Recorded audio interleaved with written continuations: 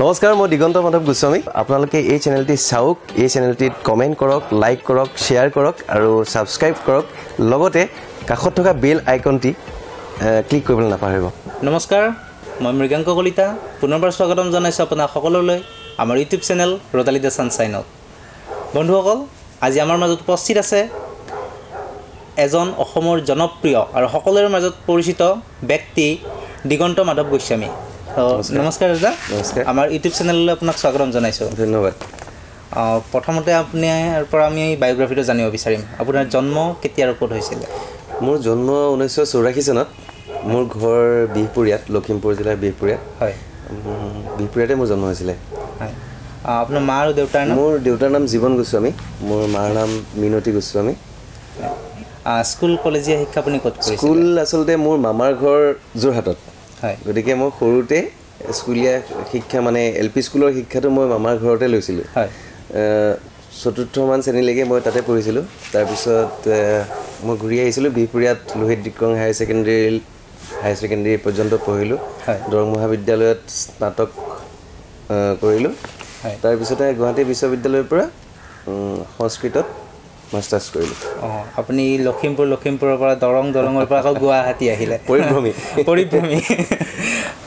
আপুনি গুৱাহাটীলৈ অহাৰ কিবা পৰিকল্পনা সৰুৰ পৰা আছিল নে যে গুৱাহাটী ইউনিভাৰ্চিটিত আপুনি পঢ়িম সৰুৰ পৰা আচলতে পৰিকল্পনা আছিলে বুলি ক'লে ভুল হ'ব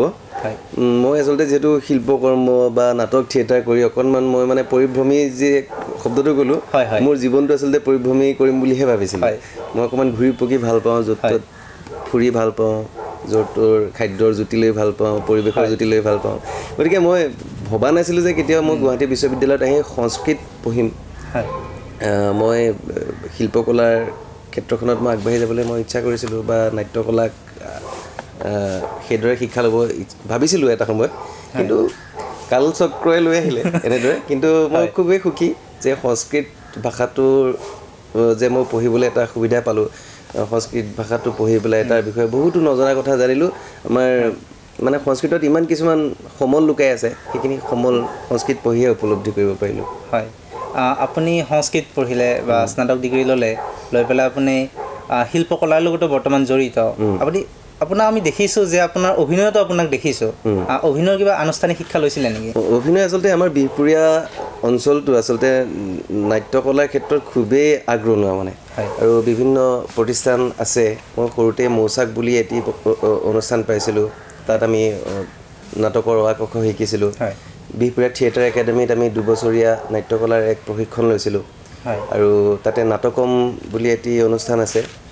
তাত আমি নাটকৰ আদিপাঠ শিকিছিলোঁ আৰু কেইজন স্বনামধন্য ব্যক্তিয়ে গৈ আমাক এনেদৰে নাটকৰ প্ৰশিক্ষণ দিছিলে সেইটো শৈশৱৰ পৰা আমাৰ তেনেকৈ চলি আহিছিলে আপোনাৰ যিহেতু বায়োগ্ৰাফিটো জানিলোঁ আৰু বিশেষ বহুত কথা জানিম গতিকে দৰ্শকসকলে চাই থাকক দিগন্তদাৰ সৈতে আমি আছোঁ আমি আৰু কথা পাতিম তেওঁৰ সৈতে গতিকে চাই থাকক আমাৰ ইউটিউব চেনেল ৰতালী দ্য সানশাইন থেংক ইউ